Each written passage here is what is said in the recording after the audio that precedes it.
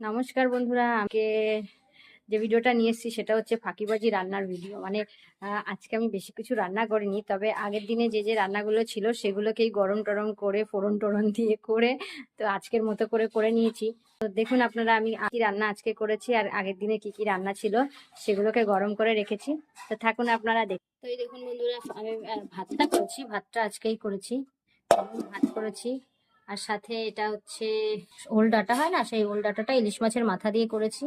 আর এটা হচ্ছে পার্শে মাছের তেল ছিল, মানে তেলটা যেটা হয়, আর ইলিশ মাছের তেল, সেই তেল অল্প ছিল বলে সেই তেলটা পেঁয়াজ লঙ্কা দিয়ে ভেজেছি, তার সঙ্গে একটু ভাত দিয়ে দিয়েছি, তাহলে যেটা এটা পরিমাণে বেশি হয়ে গেল।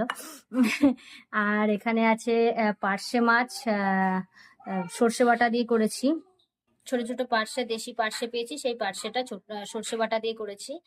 এইগুলো আজকে রান্না করেছি, এই তিনটে পদ, মানে ওলের ডাঁটা, মাছের তেলটা ভাত দিয়ে ভাজা, আর একটা সর্ষে পার্শে।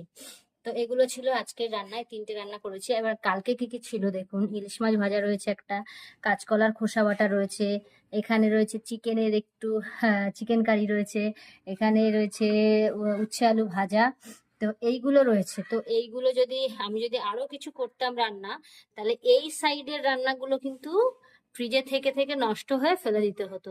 তো তাই জন্য আমি ভাবলাম যে থাক, এইগুলোকেই গরম করি, আর তাহলে এগুলো খাওয়া হয়ে যাবে। তো আর এখানে স্যালাড এমনি রেখেছি।